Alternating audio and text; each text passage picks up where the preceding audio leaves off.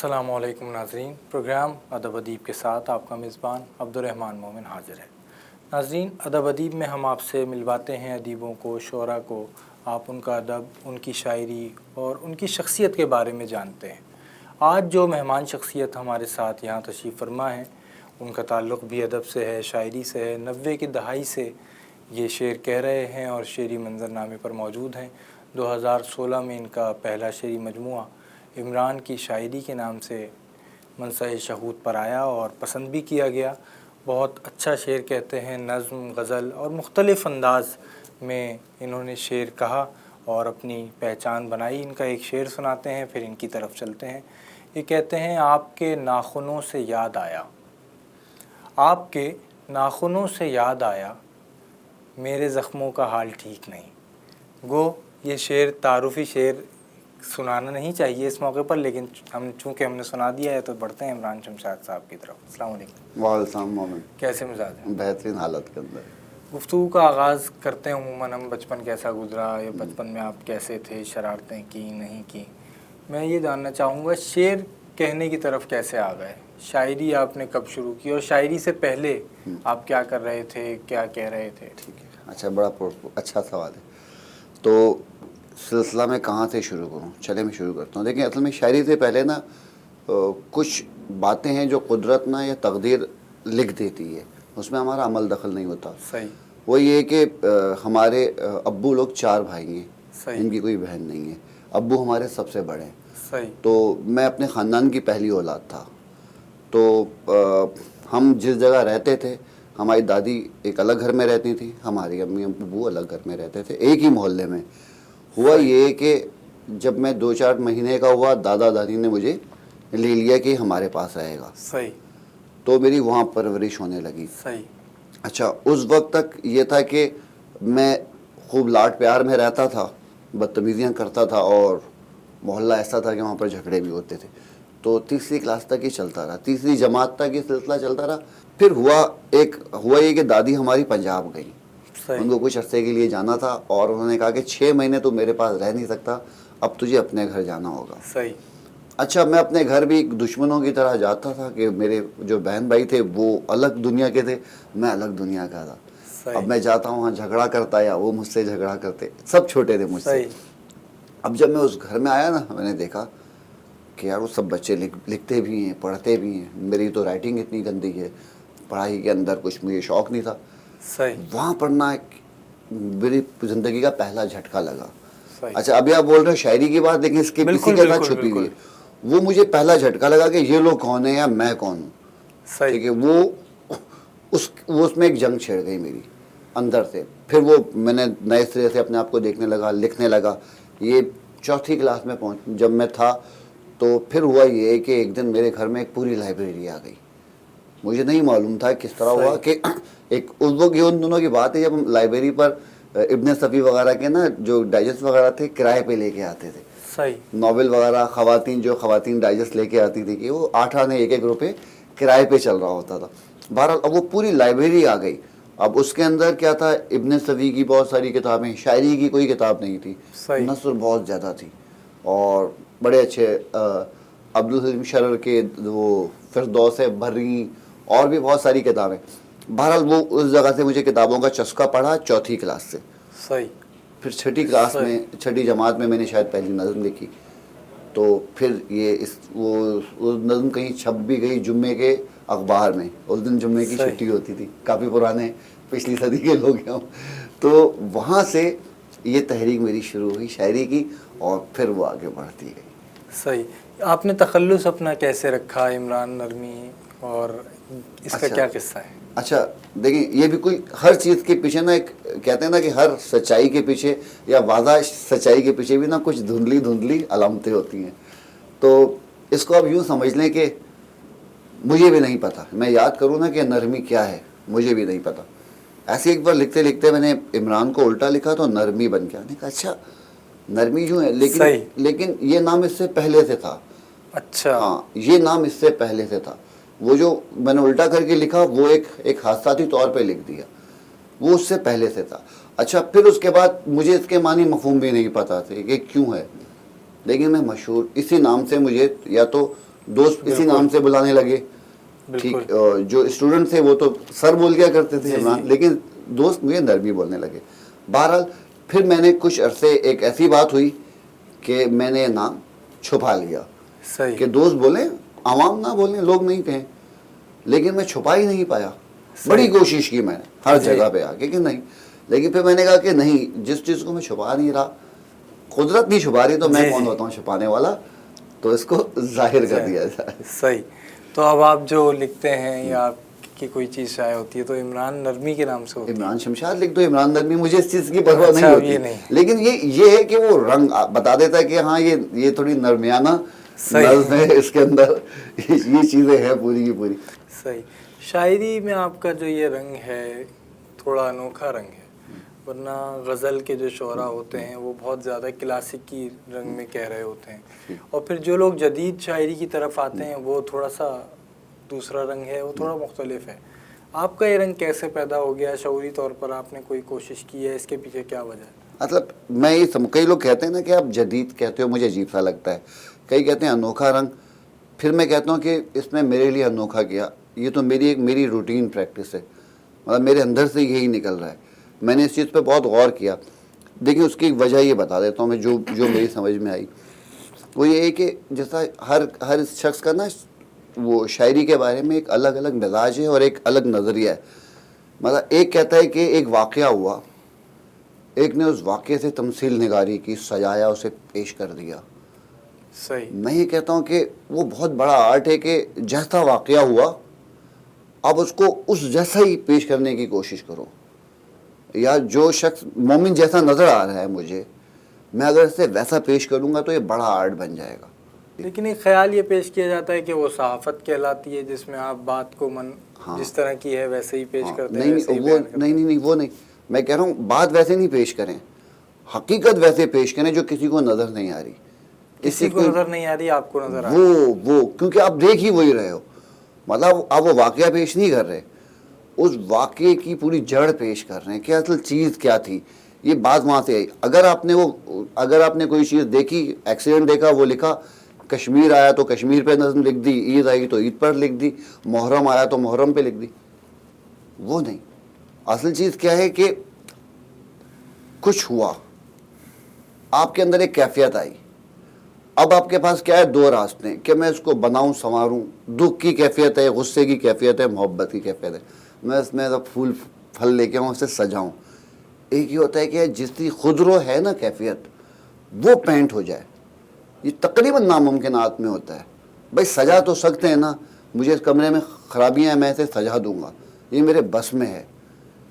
لیکن جیسا ہے ویسا دکھانا بہت مشکل کام ہوتا ہے. تو وہ زندگی اس انداز میں دیکھی, اور میں نے واقعی ہیروں کو رولتے ہوئے دیکھا ہے. اور وہ صرف ایک محلہ نہیں ہے, میرا پاکستان ہے. تو میں پیش گوئی بھی کر سکتا ہوں اس پاکستان کو, اس محلے کو دیکھ کر کہ یہاں پر ٹیلنٹ کے ساتھ کیا کیا جاتا ہے. تو یہ سب چیزیں پھر آپ کی مجھے بھی نہیں, اور یہ کسی فارمولے کے تحت نہیں ہوتی. تو کوئی چیز آتی ہے, لگتی ہے تو ہو جاتی ہے. مجھے بھی نہیں پتا کہ وہ مختلف ہوتی ہے, کیا ہوتی ہے. صحیح. ناظرین کرام, عمران شمشاد صاحب ہمارے ساتھ موجود ہیں, گفتگو چل رہی ہے. یہاں سلسلہ کلام ٹوٹ رہا ہے, اسے جوڑیں گے ایک وقفے کے بعد. ہمارے ساتھ رہیے.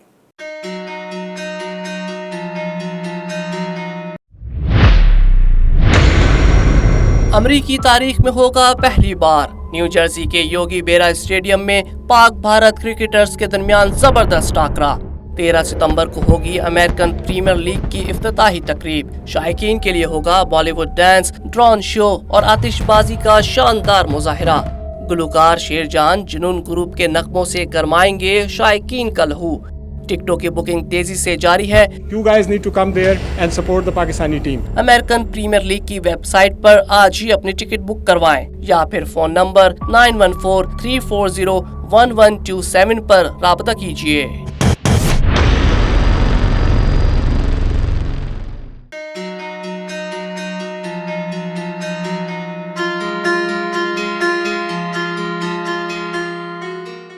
محترم ناظرین, پروگرام ادب ادیب میں وقفے کے بعد خوش آمدید. ہمارے ساتھ معروف نوجوان شاعر عمران شمشاد موجود ہیں. وقفے پہ جانے سے پہلے ہم بات کر رہے تھے ان کی شاعری کے بارے میں, اور وقفے کے دوران ہماری ان سے بات ہو رہی تھی تو انہوں نے کہا کہ ایک بات ایسی ہے جو میں بتا نہیں سکا. تو آئیے اس بات کی جانب بڑھتے ہیں. آپ کی شاعری میں جو مختلف رنگ ہے اور آپ جو زندگی کے اپنے ارد گرد کے کرداروں کو پیش کرتے ہیں کہ آپ نے بتایا کہ حقیقی زندگی میں بھی آپ کا ان سے واسطہ پڑتا ہے, اس کے علاوہ آپ کوئی بات بتانا چاہ رہے تھے اس کا؟ دیکھیں وہ مومن یہ بتا رہا تھا کہ وہ جو سفر ہوتا ہے نا آپ کا, مثال کے طور پہ میں کچھ نظم, جس طرح وہ غزل ہے جس کی ردیف بٹن ہے. جی.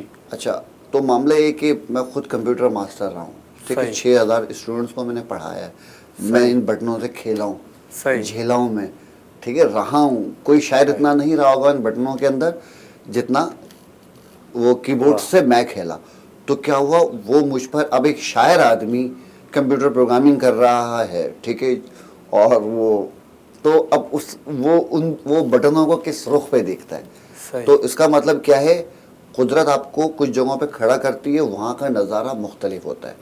اچھا, اب معاملہ ہے کہ اب ہم اچھی چیز کے پیچھے پڑے یا نئی چیز کے پیچھے پڑے. آپ جس جگہ سے دیکھ رہے ہو وہ نظریہ دنیا نے کبھی نہیں دیکھا جہاں سے آپ دیکھ رہے ہیں. تو جس جگہ سے آپ کھڑے ہو کے دیکھو گے وہ نیا ہو جائے گا. دنیا زیادہ تر اچھے کی چیز میں پڑتی ہے نا, کہ چیزوں کو اچھا بنائے. تو ہم کہتے ہیں کہ یار جس جگہ دیکھے وہ اینگل بتا دو, وہ رخ بتا دیا آپ نے, جس جگہ سے ہو آپ. جی, اب چیزوں کو مکمل کرنے کی ضرورت نہیں ہے. آپ نے شاعری میں بات کرنے کی کوشش کی, بات کہنے کی کوشش کی, اور آپ نے جب پڑھنا شروع کیا تو زیادہ تر آپ نے نثر کی کتابیں پڑھی, ناولز وغیرہ بھی پڑھے, اور آپ کہتے ہیں کہ زندگی کو آپ دیکھ رہے ہیں اور آپ کی شاعری میں زندگی کے مختلف کردار نظر آتے ہیں, مختلف آپ حقیقت کو بیان کرنا چاہ رہے ہوتے ہیں. تو اس کے لیے موزوں ترین صنف کیا شاعری ہے, یا شاعری کے علاوہ نثر میں اس میں بہتر طور پہ بات کی جا سکتی ہے, اور آپ نے کیوں نہیں کی؟ اصل میں یہ بھی ہے کہ میں حقیقت کو بھی پیش نہیں, وہی بات ہوتی ہے, حقیقت کو پیش کریں گے تو ایک تصویر ہو جائے گی. صحیح. مطلب آپ وہ جو لمحہ آتا ہے نا آپ پر, ایک لمحہ آتا ہے انکشاف کا لمحہ, کوئی چیز منکشف ہونے کا لمحہ, میری کوشش ہوتی ہے کہ اس وقت وہ بیان ہو جائے. مطلب وہ حقیقت جو مجھ سے اوجھل ہے انہی چیزوں کی, پلاسٹک کی, اس کیمرے کی, شیشے کی, یہ سب کو پتہ ہے اہمیت ہے, لیکن مجھ پہ کچھ منکشف ہو گیا تو میں اس کو کیپچر کروں. ٹھیک ہے. اچھا, اب بات آتی ہے کہ اس کو نثر کے اندر, غزل نظم کے اندر, تو نثری کام تو میں اپنا کر رہا ہوتا ہوں. نثر بہت بڑا میدان ہے تو اس میں زیادہ خرچ ہوتا ہے, کیونکہ نثر کے لیے آپ کو بیٹھنا پڑتا ہے, کاغذ قلم لے کے بیٹھنا پڑتا ہے, اور کیفیت اس میں بھی وہی شعر جیسی آ جاتی ہے. جب آپ اس میں کہانی کے اندر اتر جاتے ہو, کہانی کے سمندر میں اتر جاتے ہیں, تو شعر جیسا ہی مزہ آتا ہے. بلکہ وہ چیز کبھی کبھار نہ شاعری سے بہت آگے بڑھ جاتی ہے, کیونکہ وہ بھی شاعری ہوتی ہے, بس بحر وغیرہ میں نہیں چیزیں چل رہی ہوتی. تو دونوں طریقے ہم استعمال کرتے ہیں. کہیں کیا آتی ہے آپ کو یہ چیز کہ یا اس کو تحریر میں پیش کر دیا جائے, اور کہیں اس کو شاعری کے اندر خوبی یہ ہے کہ آپ بڑی سے بڑی بات چھوٹی چیز پر پیش کرتے ہیں. ابھی آپ نے گفتگو میں ایک جملہ کہا کہ وہ بھی شاعری ہوتی ہے, بس اس میں بحر وغیرہ نہیں ہوتی, بحر کے ساتھ نہیں چلتی. بالکل بالکل. نثری نظم کے بارے میں کیا آپ کا خیال ہے؟ نثری نظم کیسی صنف ہے, اور آپ نے نثری نظم میں کام کیا یا نہیں؟ جی میں نے کیا. نثری نظم کی کچھ خوبیاں بتاتا ہوں جو مجھے لگی, اور کچھ خامیاں بتاتا ہوں. لیکن خوبی تو یہ ہے کہ غزل نہ آپ کو بہت سپورٹ کرتی ہے, اس کا ردیف, اس کا قافیہ, اس کی زمین, مطلب آدھے کام آپ کے خود کرتی ہے. یہ وہی بات ہے کہ آپ جیل کے اندر ہو, آپ کے پاس کھانا بھی آ رہا ہے, پانی بھی آ رہا ہے, باتھ روم بھی میسر ہے. مطلب اتنی غزل جو ہے, ہم تقریباً 300-400 سال انگریزوں کی غلامی میں رہے, اس کی ہمیں پریکٹس ہے. ابھی بھی لوگ عام انداز میں آپ کے غلام بن جاتے ہیں. آپ زیادہ خوبصورت ہوئے, یا زیادہ بلند قامت ہوئے, یا آپ کے پاس زیادہ پیسہ ہوا, یا اچھی پوزیشن پہ ہوئے, لوگ خود بھی بغیر آپ سے مانگے ہوں گے غلام بن جاتے ہیں. یہ ہمارے مزاج کا حصہ بنا ہوا ہے. تو کیا ہوتا ہے, غزل کے اندر غلامی نا بہت سلیقے سے آنے لگی. ذات کا اظہار نہیں کر رہے, انگریز سرکار ہے سامنے, ٹھیک ہے, یا ماں سرکار ہے, یا باپ سرکار ہے, ڈرے میں ان سے, تو کیا وہ کنایوں سے بات کرنا ہے, اشاروں سے بات کرنا, تو وہ غزل کا حصہ بنتی گئی. تو کرتے کرتے کیا, وہ غزل ایک غلام صنف آ گئی ہے. پھر اس میں فنکار بھی اسی میں بڑا پیدا ہوتا ہے. ایک چھوٹی سی جگہ میں بات کرنی ہے, قافیے وغیرہ ان کی سپورٹ بھی ہے, مضمون نیا لے کے آنا ہے, اور ایک مشکل بھی ہے. مشکل بھی تو ہے. مشکل کس کی ہے, بڑے شاعر کے لیے مشکل ہے نا. ٹھیک ہے, لیکن آسان کے لیے بہت, جو کچھ کرنا نہیں چاہتا وہ تو ابھی ہم بنائیں ایک چیز, بات نہیں کہنی, ہاں اس کے لیے آرام, جس کے پاس لفظوں سے بنا لیں گے نا, اس طرح ایک مشکل سفر میں رہتی ہے. اب آپ اس میں قافیے پہ قافیے لگاتے رہیں, غزل بھی ہو جائے گی, داد بھی دے دیں گے لفظوں والی, لیکن کیا ہے, لیکن اوریجنل شاعر ہوگا اس کے لیے تو خطرہ ہے یار میں کیا لکھوں. بالکل ٹھیک ہے. اچھا, اب نثری نظم میں کیا ہے, اس کی خوبی یہ ہے کہ اس کو کوئی, آپ کو کوئی ٹول نہیں دے رہی, کوئی اوزار, کوئی ہتھیار نہیں دے رہی, آپ جو کچھ ہے آپ پورے سامنے آ رہے ہو. غزل چھپا دیتی ہے, مطلب میں ابھی تک بڑے بڑے شاعروں کی غزلیں پڑھی ہیں, پوری کتاب پڑھ کے ہم اندازہ نہیں کر سکتے یہ شخص چاہتا کیا ہے بھائی. صحیح, ٹھیک ہے, اس کا زندگی کا نصب العین کیا ہے, اس کا مزاج کیا ہے, معمولات کیا ہیں, کیا برا لگتا ہے, کیا اچھا لگتا ہے, ہم شخصیت کے بارے میں زیادہ اندازے نہیں لگا سکتے. ٹھیک ہے, تو غزل کا معاملہ تو یہ ہے. نظم میں یا نثر میں بندہ پورا کھل کے سامنے آتا ہے. اب نثری نظم کے اندر بھی بندہ پورا کھل کے سامنے آتا ہے, اس نے وہ جو ہے وہ سامنے آتا ہے. اب فائدہ کیا ہے اس کے اندر, بھائی دکھ ہے, جنگلی دکھ پنپ رہا ہے آپ کے اندر. اب آپ وہ نہ نظم, آزاد نظم سہ سکتی ہے, نہ وہ غزل سہ سکتی ہے, وہ آپ نثری نظم میں لے کے آ جاؤ. لوگوں نے لے کے آنے کی کوشش کی لیکن وہ لے کے نہیں آ پائے, اس کی بھی ایک وجوہات ہیں. ٹھیک ہے, اگر آپ نے وہ دکھ یا وہ خوشی یا وہ جو بھی کیفیت, جو 8-10 جذبات ہیں, 7-8 جذبات ہیں, وہ آپ لے کے آ گئے نا, تو نثری نظم جیت جائے گی سب سے.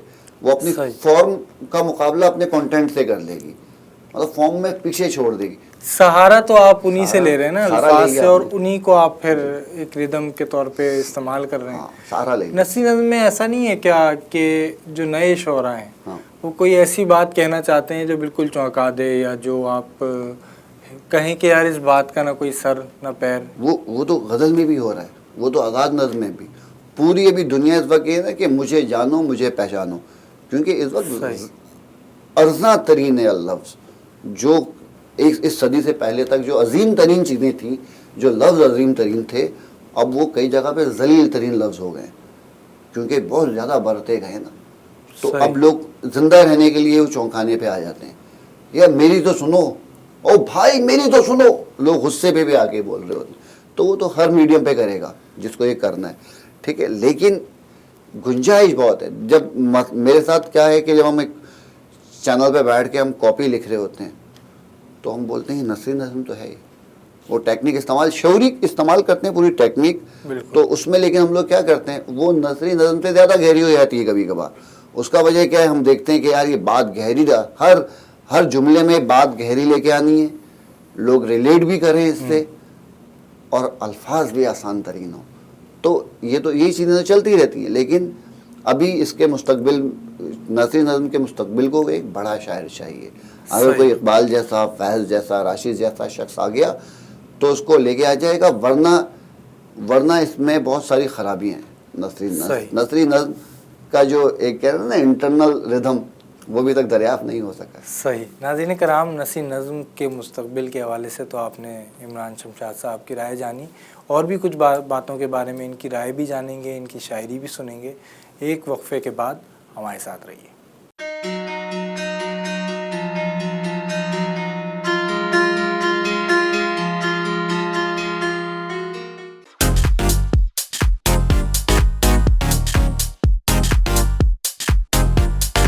گاڑی خراب ہو گئی ہے تو ہرگز پریشان نہ ہو, یہاں وہاں کہیں نہ جائیں. سابو آٹوموٹیو ریپیئر پر تشریف لائیں اور اپنی گاڑی کی مکمل انسپیکشن کروائیں. انجن میں خرابی ہو یا ہو سسپینشن کا مسئلہ, ویل بیلنسنگ کرانی ہو یا پھر الائنمنٹ, ہر کام معیاری اور مکمل تسلی کے ساتھ کروائیں.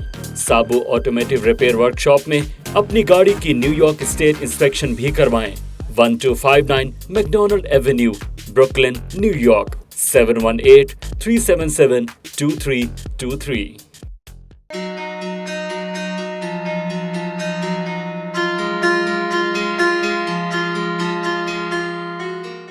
ناظرین کرام, پروگرام ادب ادیب میں وقفے کے بعد خوش آمدید.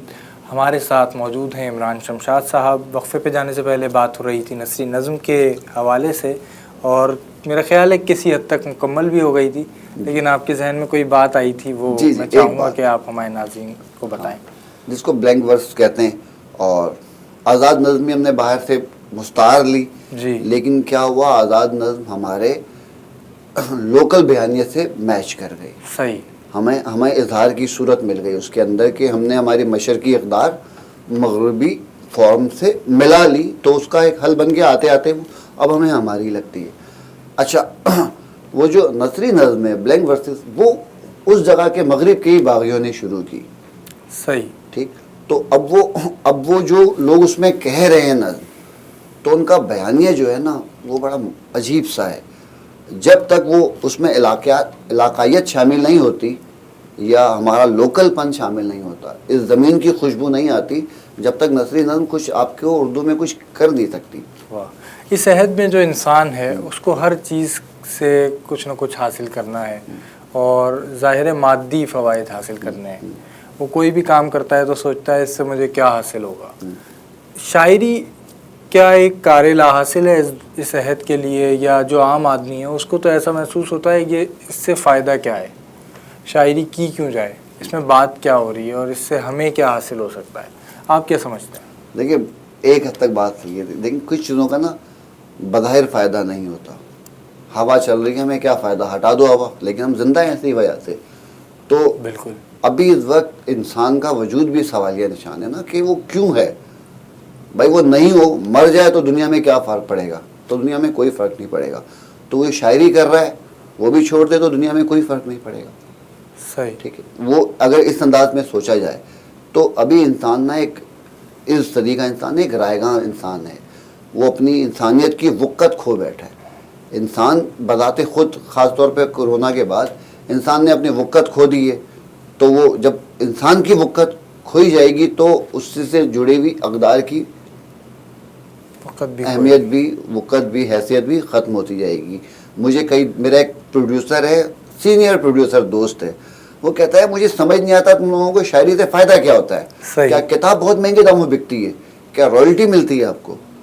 تو میں بولتا ہوں کہ نہیں یار, بس ہمیں یہی تو بتانا ہے کہ کوئی رائلٹی نہیں ملتی, بالکل کوئی چیز نہیں ملتی. ٹھیک ہے. اس میں بہت بے انتہا مشکلات ہوتی ہیں, اس میں آپ پوری زندگی لگا دیتے ہو, لیکن یہ ہے کہ لوگوں کو جان کے لالے پڑے ہوئے ہیں. یہاں پر ادب پڑھنے والے لوگ نہیں, گنتی کے لوگ ہوں گے, کیونکہ آپ ان کو پہلے تو ریاست ان کا پیٹ بھرے, پھر ان کا دماغ بھی بھرے, ان کی روح بھی بھرے, تو اس قابل تو ہوں سمجھنے کے لیے. ایک مسئلہ تو ہے یہ, سب کے ساتھ ہی سوالیہ نشان ہے کہ اب شاعری کہاں جائے گی.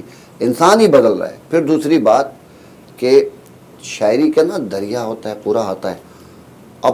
اب میر صاحب بھی نا یہاں پر ہوتے تو میر آج وہی شاعری نہیں کرتے جو کر چکے تھے.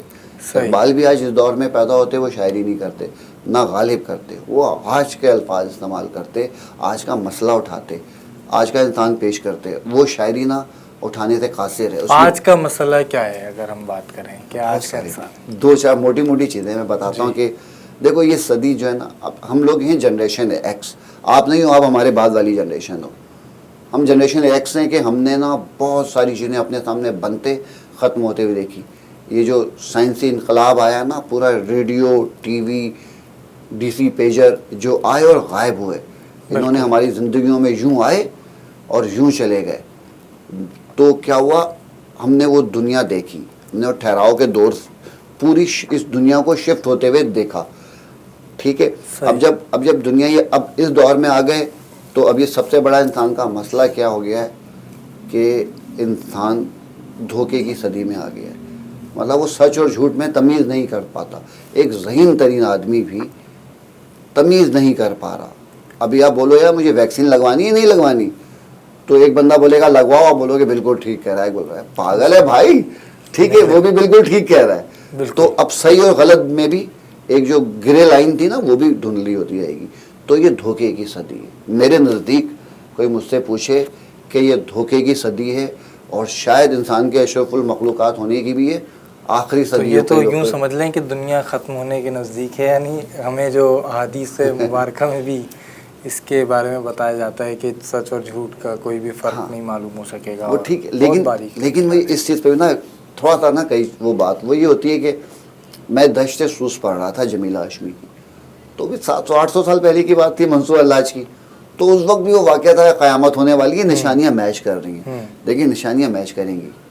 وہ ہر دور میں کہیں نہ کہیں ایک ملک میں نہیں تو دوسرے ملک میں وہ مماثلت ہوتی رہتی ہے جب تک بڑی نشانی نہ ہو. کہ اس کوئی کے بعد اور بھی آپ کو ایسا لگتا ہے کہ آ سکتا ہے جو زیادہ باصلاحیت ہو؟ نہیں زیادہ انسان ہی اپ گریڈ ہو جائے گا.